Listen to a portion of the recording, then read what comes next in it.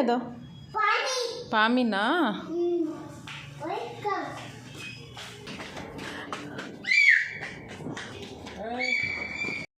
Hi hello welcome back to my channel. ನಾನು ನಿಮ್ಮ ಅಭಿಲಾಷ. ಎಲ್ಲರೂ ಹೇಗಿದ್ದೀರಾ? ಎಲ್ಲರೂ ಚೆನ್ನಾಗಿದ್ದೀರಾ ಅಂತೇಳಿ ನಾನು ಭಾವಿಸ್ತಾ ಇದ್ದೀನಿ. ಈ ವಿಡಿಯೋ ಮಂಡೇ ವಿಡಿಯೋ ಆಗಿದೆ. ಮಂಡೇ ನಾವು ಸಂಚಿತ್ಗೆ ವ್ಯಾಕ್ಸಿನೇಷನ್ ಹಾಕ್ಸೋಕ್ಕೆ ಹೋಗಿದ್ವಿ.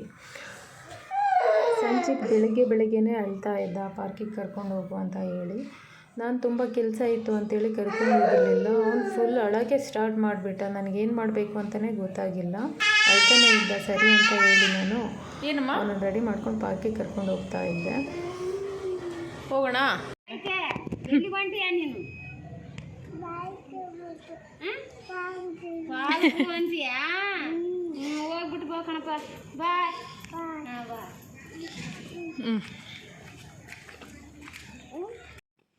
ಇತ್ತೀಚಿನ ದಿನಗಳಲ್ಲಿ ಸಂಚಿತ್ನ ಸಂಭಾಳಿಸೋದೇ ನನಗೆ ತುಂಬ ಕಷ್ಟ ಆಗಿದೆ. ತುಂಬ ಹಠ ಮಾಡೋದನ್ನು ಕಲ್ತಿದ್ದಾನೆ. ಬೆಳಗ್ಗೆ ಎದ್ದಾಗಿಂದನೇ ಸ್ಟಾರ್ಟ್ ಮಾಡಿಬಿಡ್ತಾನೆ ಅಳೋದನ್ನು. ಅವನು ಅಳು ನಿಲ್ಲಿಸ್ಲಿ ಅಂತ ಅವನು ಹೇಳಿದ್ದೆಲ್ಲ ಕೇಳಬೇಕಾಗುತ್ತೆ. ಒಂದೊಂದು ಸಾರಿ ತುಂಬ ಒಳ್ಳೆ ಹುಡುಗನ ಥರ ಇರ್ತಾನೆ, ಹೇಳಿದ್ದೆಲ್ಲ ಮಾಡ್ತಾನೆ, ನನ್ನ ಜೊತೆನೇ ಇರ್ತಾನೆ, ಹಿಂದಿಂದನೇ ಬರ್ತಾ ಇರ್ತಾನೆ. ಆದರೆ ಒಂದೊಂದು ಸಾರಿ ನಾನು ಎಷ್ಟು ಮುದ್ದು ಮಾಡಿ ಅವನನ್ನು ಕರೆದ್ರೂ ಕೂಡ ಅವನು ಅವನದೇ ಹಠ ಇಟ್ಕೊಂಡಿರ್ತಾನೆ. ಅದು ಮಾಡಬೇಕು ಅಂದರೆ ಮಾಡಲೇಬೇಕು, ಇಲ್ಲಿಗೆ ಹೋಗಬೇಕು ಅಂದರೆ ಹೋಗಲೇಬೇಕು, ಆ ಥರ ಆಗಿಬಿಟ್ಟಿದ್ದಾನೆ. ಸರಿ, ಅವನು ಹೇಳಿದ್ದಾಗೆ ಕೇಳೋಣ, ಅವನು ಹೇಳಿದ್ದೇ ಮಾಡೋಣ ಅಂತೇಳಿ ಮಾಡ್ತಾಯಿದ್ದೀನಿ. ಆವಾಗಾದರೂ ಅವನು ಸ್ವಲ್ಪ ಹಠ ಮಾಡೋದನ್ನು ಕಡಿಮೆ ಮಾಡ್ತಾನೇನೋ ಅಂತ ಅಂದ್ಕೊತಾ ಇದ್ದೀನಿ. ಇನ್ನು ಪಾರ್ಕಿಗೆ ಕರ್ಕೊಂಡೋಗಿ ಬರೋ ಅಷ್ಟರಲ್ಲಿ ಲೇಟೇ ಆಗಿತ್ತು. ನಾವು 4:30ಗೆಲ್ಲ ಹಾಸ್ಪಿಟಲ್ಗೆ ಹೊರಡಬೇಕಾಗಿತ್ತು. ನಾವು ಬಂದು ರೆಡಿ ಆಗೋದೇ ಲೇಟ್ ಆಗಿಬಿಡ್ತು. ಲೇಟ್ ಆದರೂ ಪರವಾಗಿಲ್ಲ ಅಂಥೇಳಿ ಹೊರಟ್ವಿ. ಹೊರಡೋಕ್ಕಿಂತ ಮುಂಚೆ ಅವನಿಗೆ ಏನೇನು ಬೇಕು ಅದೆಲ್ಲ ಎತ್ಕೊತಾ ಇದ್ದೀವಿ. ಏಕೆಂದರೆ ಅದು ಸ್ವಲ್ಪ ದೂರ ಇದೆ. ನಾವು ಇರೋದಕ್ಕಿಂತ ಹಾಸ್ಪಿಟಲ್ ಇರೋದು ಸ್ವಲ್ಪ ದೂರ ಆಗಿದೆ. ಹಾಗಾಗಿ ಅವನ ಫೈಲ್ಸು, ಕರ್ಚೀಫು ಏನೇನು ಬೇಕು ಅದನ್ನೆಲ್ಲ ಎತ್ಕೊಂಡು ಹೊರಟ್ವಿ.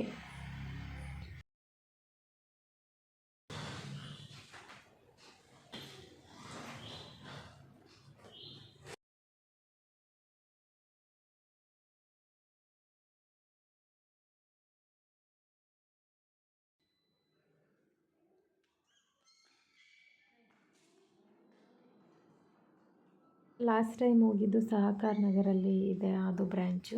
ಇದು ಬಂದು ಎಣ್ಣೂರು ಅಂತ ಇದೆ, ಅಲ್ಲಿ ಇರೋದು. ಹೊಸದಾಗಿ ಬ್ರ್ಯಾಂಚ್ ಸ್ಟಾರ್ಟ್ ಆಗಿದೆ. ಈ ಬ್ರ್ಯಾಂಚ್ ಒಂಥರ ಹೊಸದಾಗಿತ್ತು, ಚೆನ್ನಾಗಿತ್ತು ಅಂತ ಅನ್ನಿಸ್ತಾ ಇತ್ತು ನನಗೆ. ಏನೇ ಆದರೂ ಹಾಗೆ ಅಲ್ವಾ, ಒಂದು ಫೋನ್ ಅಂತ ತೊಗೊಂಡ್ರೆ ಬೇಸಿಕ್ ಸೆಟ್ಟೇ ಬೇರೆ ಥರ ಇರುತ್ತೆ, ಸ್ಮಾರ್ಟ್ ಫೋನೇ ಬೇರೆ ಥರ ಇರುತ್ತೆ. ಹಂಗೇ ಇದರಲ್ಲಿ ಹಳೆ ಬ್ರ್ಯಾಂಚ್ಗಳೆಲ್ಲ ಸ್ವಲ್ಪ ಡಿಫ್ರೆಂಟ್ ಆಗಿದೆ. ಇದು ಹೊಸ ಬ್ರ್ಯಾಂಚು, ಇನ್ನೊಂದು ಸ್ವಲ್ಪ ಫೆಸಿಲಿಟೀಸ್ ಜಾಸ್ತಿ ಕೊಟ್ಟಿದ್ದಾರೆ. ಚೆನ್ನಾಗಿತ್ತು, ತುಂಬ ವಿಶಾಲವಾಗಿತ್ತು ಹಾಸ್ಪಿಟಲು. ಓಡಾಡೋಕ್ಕೆ ತುಂಬ ಜಾಗ ಇತ್ತು, ಒಂಥರ ಹೊಸ್ದಾಗಿ ಕಾಣಿಸ್ತಾ ಇತ್ತು. ಸಂಚಿತ್ಗಂತೂ ಎಷ್ಟು ಓಡಾಡಿದ್ದಾನೆ ಅಂತಂತಂದರೆ ಹಾಸ್ಪಿಟಲ್ ಪೂರ್ತಿ ಓಡಾಡಿದ್ದಾನೆ. ಅವನ ಹಿಂದೆ ನಾನು ಓಡಾಡೋದೇ ಆಯಿತು. ಮತ್ತು ಆ ಹಾಸ್ಪಿಟಲ್ನಲ್ಲಿ ಓಣಂ ಮಾಡಿದರು. ಅಲ್ಲಿ ನೋಡಿ ಕ್ರಿಯೇಟಿವಿಟಿಯಾಗಿ ಎಷ್ಟು ಚೆನ್ನಾಗಿ ಚಿತ್ರ ಬಿಡಿಸಿದ್ದಾರೆ. ಬರೀ ಹೂವಿನಲ್ಲೇ ಚಿತ್ರ ಬಿಡಿಸಿದ್ದಾರೆ. ನನಗಿಷ್ಟ ಆಯಿತು.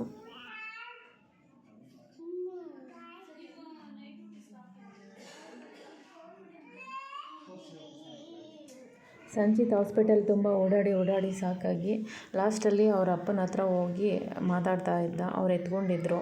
ಅವ್ರಿಗೆ ಒಂದು ಸ್ವಲ್ಪ ಅದು ಇದು ಮುಖ ಎಲ್ಲ ಮುಟ್ಟೋದು ಆ ಥರ ಎಲ್ಲ ಮಾಡ್ತಾಯಿದ್ದ. ಆಮೇಲೆ ಒಳಗಡೆ ಹೋದ್ವಿ. ಇವರು ಡಾಕ್ಟರ್ ಪ್ರಶಾಂತ್ ಅಂತ ಹೇಳಿ, ಸಂಚಿತ್ತು 1 ಮಂತ್ ಬೇಬಿ ಇದ್ದಾಗಿಂದ ಇವ್ರ ಹತ್ರನೇ ನಾವು ತೋರಿಸ್ತಾ ಇರೋದು. ಚೆನ್ನಾಗಿ ನೋಡ್ತಾರೆ. ಆಲ್ಮೋಸ್ಟ್ 8 ಮಂತ್ಸ್ ಆಯಿತು. ನಾವು ಮತ್ತೆ ಈ ಡಾಕ್ಟರ್ ಹತ್ರ ತೋರಿಸಿರಲಿಲ್ಲ. ಆ ಊರಿನಲ್ಲೇ ಚನ್ನಪಟ್ಟಣದಲ್ಲಿ ಅಲ್ಲಿರೋ ಡಾಕ್ಟ್ರ್ ಹತ್ರನೇ ಏನಾದರೂ ಜ್ವರ ಅಥವಾ ಏನಾದರೂ ಬಂದರೆ ಅಲ್ಲೇ ತೋರಿಸ್ಕೊಂಡು ಅಲ್ಲೇ ಕ್ಯೂರ್ ಆಗ್ತಿತ್ತು. ಬಂದಿರಲಿಲ್ಲ. ಇವಾಗ ವ್ಯಾಕ್ಸಿನೇಷನನ್ನು ಕೇಳೋಣ ಅಂತೇಳಿ ನಾವು ಹೋಗಿದ್ವಿ. ಅವರು ಹೇಳ್ತಾಯಿದ್ರು ಗೌರ್ಮೆಂಟಿಂದ ಇಷ್ಟು ಫೆಸಿಲಿಟೀಸ್ ಇದೆ, ಅದನ್ನು ಬಿಟ್ಟು ನಾನು ಬೇರೆದನ್ನು ಬರ್ಕೊಡ್ತೀನಿ. 1 or 2 months ಬಿಟ್ಟು ಚಿಕನ್ ಪಾಕ್ಸ್ ನಿಮಗೊಬ್ಬ ಡೋಸ್ ತಗೊಳ್ಳಿ. ಆಮೇಲೆ 1 or 2 months ಬಿಟ್ಟು second dose chicken pox second dose ಅದು ತಗೊಂಡ್ರೆ ಬೇಡ ಕೊಡ್ತೇನೆ. ತಗೊಂಡು ಇಂಜೆಕ್ಷನ್ ಎಲ್ಲಿ ಬಂದಲ್ಲೇ ಅಷ್ಟೇ. ಡಾಕ್ಟರ್ ಕೇಳ್ತಾ ಇದ್ದಾರೆ ತಗೋತೀಯ ಇಂಜೆಕ್ಷನ್ ಅಂತ ಹೇಳಿದ್ರೆ ಹ್ಞೂ ಅಂತ ಹೇಳ್ತಾ ಇದ್ದಾನೆ. ಆದರೆ ಇಂಜೆಕ್ಷನ್ ಕೊಟ್ಟಾದಮೇಲೆ ಅವನು ಅಳ್ತಾ ಇದ್ದ. ಮತ್ತು ಅಲ್ಲೂ ಕೂಡ ತುಂಬ ಹಠ ಮಾಡ್ತಾ ಇದ್ದ. ಟೇಬಲ್ ಮೇಲೆ ಹತ್ತೋದು, ಕೆಳಗಡೆ ಹೋಗೋದು, ಡಸ್ಟ್ಬಿನ್ ಎಲ್ಲ ಮುಟ್ಟೋದು, ಈ ಥರ ಚೇರ್ ಮೇಲೆಲ್ಲ ಹೋಗಿ ಕುಣಿಯೋದು, ಆ ಥರ ಎಲ್ಲ ಮಾಡ್ತಾಯಿದ್ದ. ಬಟ್ ಡಾಕ್ಟರ್ ಏನು ಅಷ್ಟು ಬೇಜಾರು ಮಾಡ್ಕೊಂಡಿಲ್ಲ. ಪೀಡಿಯಾಟ್ರಿಷನ್ ಆಲ್ಮೋಸ್ಟ್ ಬೇಜಾರು ಮಾಡ್ಕೊಳ್ಳೋದಿಲ್ಲ, ಅವ್ರಿಗೆ ಅಭ್ಯಾಸ ಆಗಿಬಿಟ್ಟಿರುತ್ತೆ. ನಾನೆಲ್ಲ ಕಡೆ ಅಬ್ಸರ್ವ್ ಮಾಡಿದ್ದೀನಿ. ಅವರಿಗೆ ಮಕ್ಕಳು ಇರೋದೇ ಈ ಥರ, ಅವ್ರನ್ನ ನಗ್ನಗ್ತಾನೆ ಸಂಭಾಳಿಸ್ಬೇಕು ಅಂತ ಅವ್ರಿಗೆ ಗೊತ್ತಿರುತ್ತೆ. ಎಲ್ಲ ಮುಗೀತು. ಅದಾದಮೇಲೆ ಅವರು ಪ್ರಿಸ್ಕ್ರಿಪ್ಷನ್ ಬರ್ಕೊಟ್ಟಿದ್ರು. ರಾಘು ಹೋಗಿ ತೊಗೊಂಡು ಬಂದರು ಅದು ಇಂಜೆಕ್ಷನ್ನು. ಹಾಕ್ಸಾದ್ಮೇಲೆ ಅಳ್ತಾ ಇದ್ದಾನೆ ಅವನು.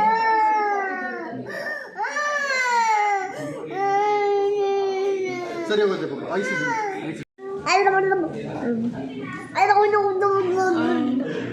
ಒಂದು 5 ನಿಮಿಷ ಅದಾದಮೇಲೆ ಸರಿ ಹೋದ.